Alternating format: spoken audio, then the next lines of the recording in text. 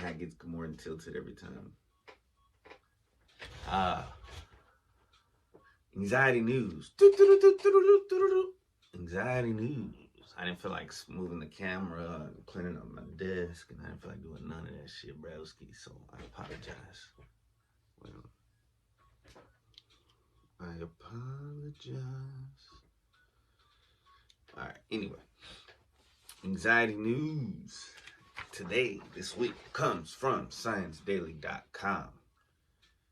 How early fears play role in future anxiety slash depression. Man.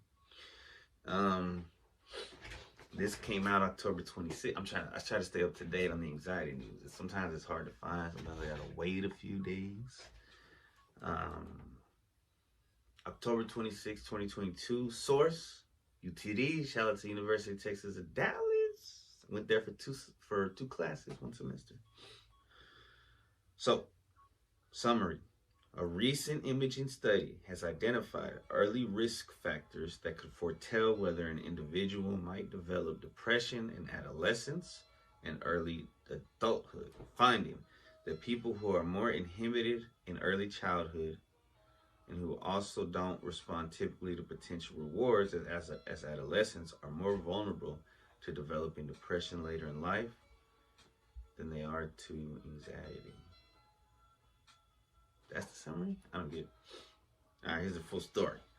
A recent imaging study led by scientists at UTD has identified early risk factors linked to children's temperament and a neural process that could foretell whether an individual might develop depression and anxiety in adolescence and early adulthood.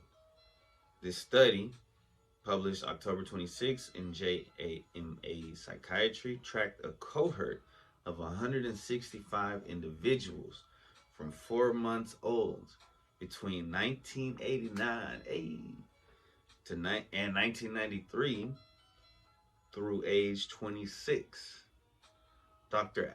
Bro, I could have been part of them. I would have been the same thing. Dr. Alva Tang, assistant professor of psychology in the School of Behavioral and Brain Sciences and corresponding author of the study, found that people who are more inhibited in early childhood and who also don't respond typically to potential rewards as adolescents are vulnerable to developing depression later in life, more so than anxiety.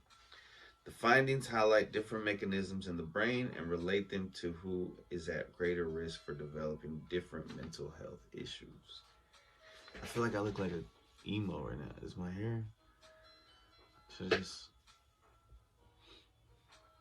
I mean, no hate to emos, but I'm not an emo. Alright, there you go. Well, it's not even that cold anymore.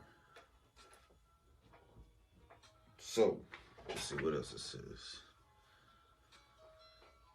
The findings highlight, this is quoted. The findings highlight different mechanisms in the brain. Wait, didn't I say this?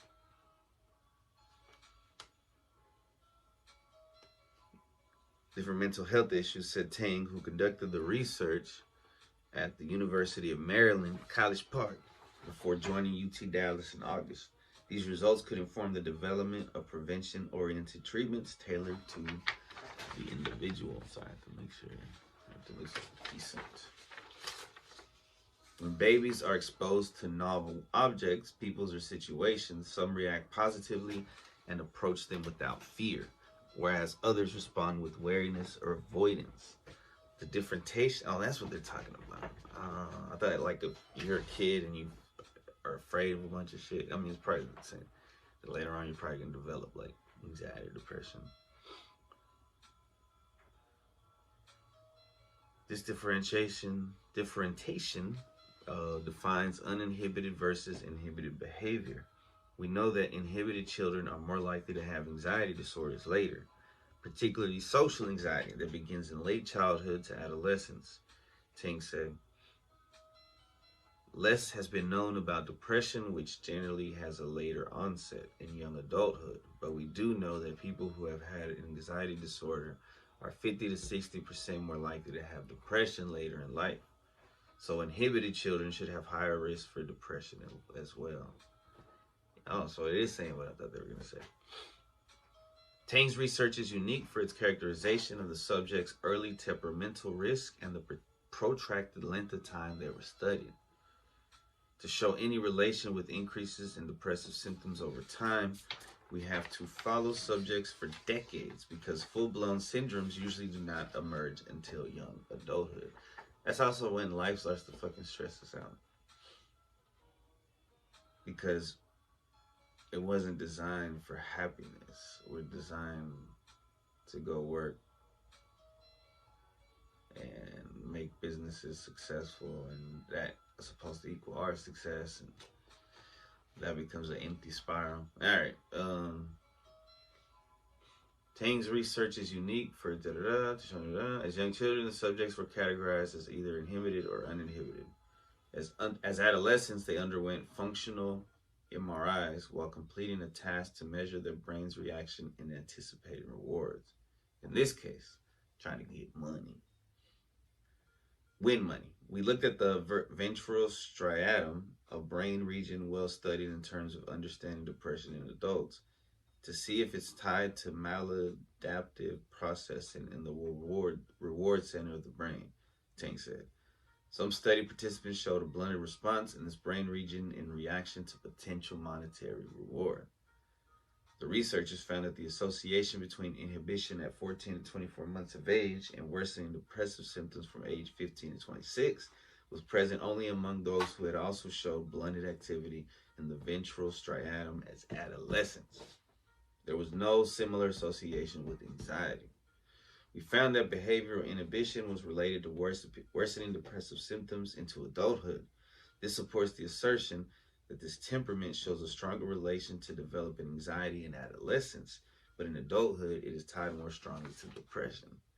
However, not all inhibited children develop anxiety or depression. Of course not. There's always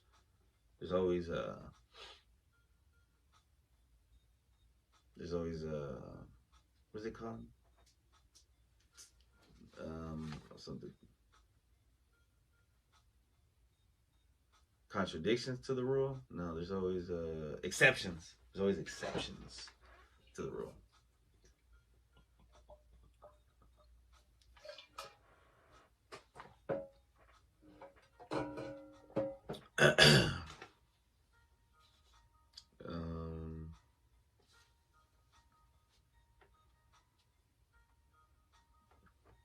It was particularly the inhibited children who showed blunted striatal activity who were more likely to develop more depressed or more likely to become more depressed in young adulthood. Tang said her past research has related anxiety to neural networks and processes subservient attention and executive functions, whereas the current work highlights reward and motivational centers in the brain related to depression.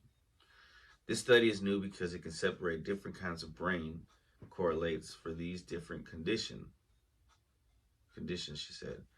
There are already intervention for social anxious and behaviorally inhibited children that improve social and cognitive skills, Tang said.